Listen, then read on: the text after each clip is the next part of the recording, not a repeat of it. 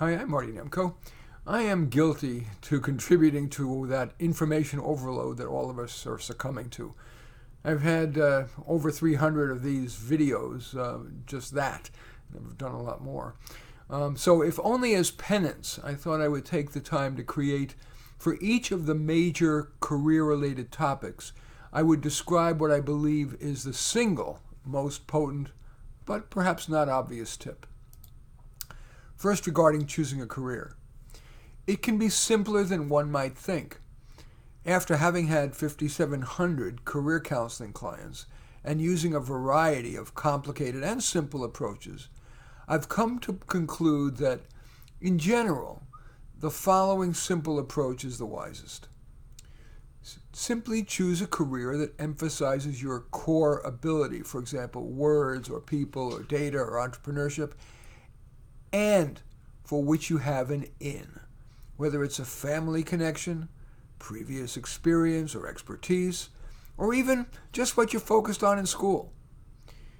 People's happiness in a career depends far more on how well you vetted an individual job opening and whether you've adapted it to emphasize your strengths and skirt your weaknesses than on which career it is. Sure, if you're more of a word person than a people person or hands-on person, pick something that uses that. But if you try to narrow more than that, you actually increase your chances of having made a mistake, or at least of having sat on the sidelines too long.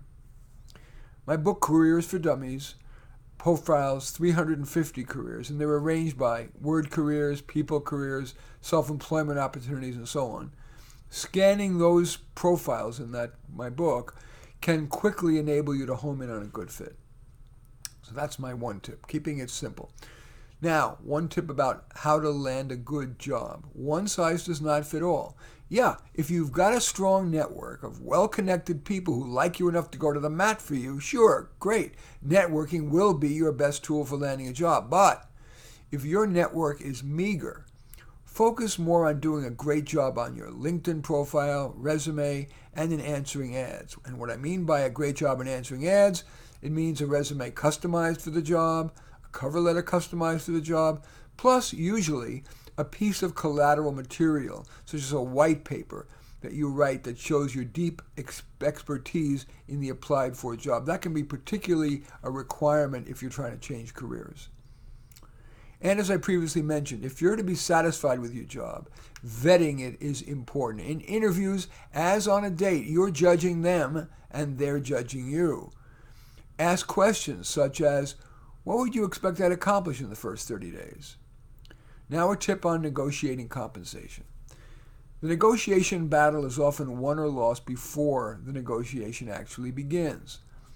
Using people you know and databases such as Glassdoor, PayScale, and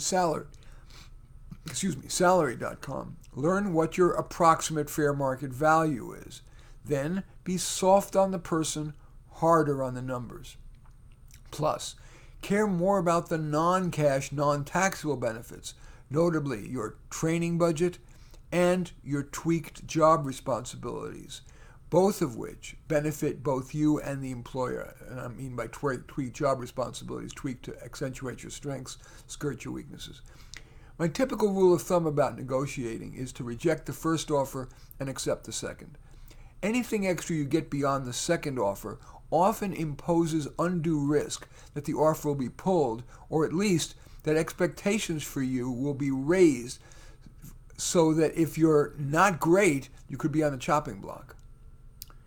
Now a tip on on-ramping. Your star may never be brighter than when you're first hired. If you haven't already, this is the time to renegotiate your job description to accentuate your strengths and skirt your weaknesses. Do that in your first meeting with your boss. And at that meeting, also get clear on what's expected of you and how the boss likes you to interact. Frequent questions by email, brief report-ins by email, etc., or by phone, or walking over to them. Also have one-on-ones with your key stakeholders. The purpose of those meetings is not just to establish rapport, but to learn the unspoken rules in that workplace's culture and maybe something about your boss. Growing. This is a tip about how to keep growing, what Stephen Covey called sharpening the saw. Where possible, opt for what I call the Hey Joe School. That's asking a person in your office for guidance. That provides just-in-time learning about what you now care to learn about. The Hey Joe School incorporates an understanding of your workplace, which is another plus, and it's free. Also excellent is a just-in-time Google search. That accesses you the wisdom of the world instantly for free, and Google Search's algorithm tends to put the most valuable sites at or near the top of the search results. You do need to be good at Google searching.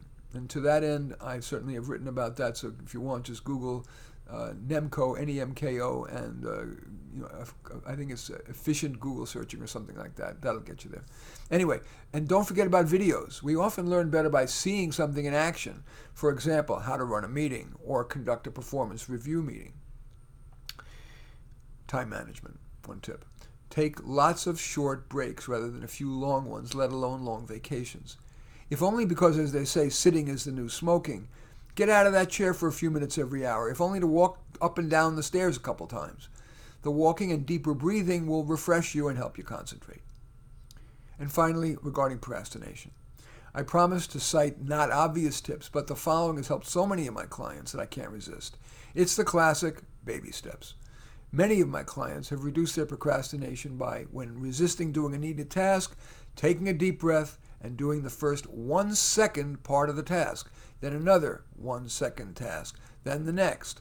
Often those few seconds of baby steps are enough to get the momentum going. Similarly, when reaching a hard part, struggle for just 1 minute.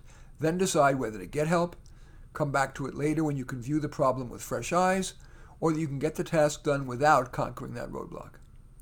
As always, short, simple tips risk being simplistic tips, but I hope you'll find at least something of value here.